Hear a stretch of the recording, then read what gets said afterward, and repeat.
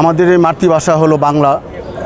এই বাংলা ভাষা প্রচলিত করার জন্য, বাংলা ভাষায় কথা বলার জন্য, বাংলা ভাষায় লেখাপড়া করার জন্য 1952 সনে আমাদের এদেশের একজাক তরুণ তৎকালীন সময়ে ছাত্র যারা নিজেদের জীবন বিসর্জন দিয়ে আমাদের এই বাংলা ভাষাকে প্রতিষ্ঠিত করার জন্য, বাংলা ভাষায় কথা বলার জন্য, মায়ের ভাষায় কথা বলার জন্য তারা আত্মাহুতি দিয়েছিলেন। যেমন সালাম, জব্বার, বরকত সহ আরও অগণিত মানুষ যারা নিজের তাজা রক্ত রাজপথে বিলীন করে দিয়ে রাজপথকে রঞ্জিত করার মাধ্যমে আমাদের এই তৎকালীন স্বৈরশাসক পাকিস্তানিদেরকে বিতাড়িত করে আমাদের এই আজকের এই যে বাংলা ভাষায় কথা বলতে পারছি, এটা সমস্ত অবদান ওই জব্বার, বরকত, সালামদের।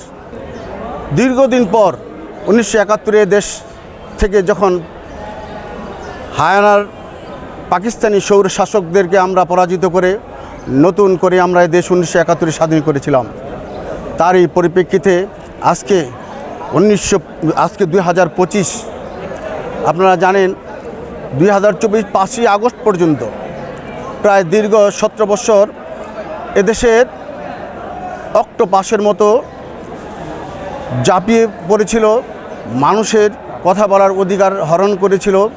পরপর জাতীয় সংসদ 3টে নির্বাচন মানুষদেরকে ভোটের অধিকার কেড়ে নিয়েছিল, মানুষের গণতন্ত্রের অধিকার কেড়ে নিয়েছিল সেই স্বৈরাচারণী আওয়ামী লীগের প্রেতাত্মারা।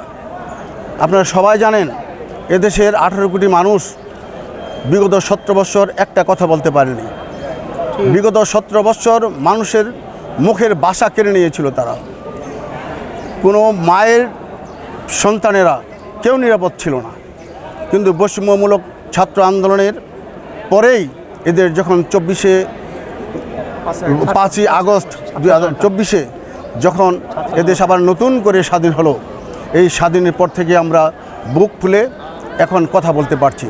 এদেশের মানুষ স্বতঃস্ফূর্তভাবে শেখ হাসিনার স্বৈরাচারী সরকারকে বিদায় করে দিতে পারাতে আমরা সবাই আনন্দিত এবং গর্বিত। এই 52-এর যে চেতনা, 52-এর যে ভাষা আন্দোলনের যে চেতনা, সেই চেতনাকে প্রতিটা মানুষের, প্রতিটা হৃদয়ে, প্রতিটা ছাত্র জনতার বুকে যাতে ধারণ করতে পারে। আগামীতে যেন আমরা এই ভাষা আন্দোলনের যে একটা শোকের বাহন ছিল, সেই বাহনটা যাতে আমরা বুকে লালন করতে পারি, আমরা অন্তরে ধারণ করতে পারি।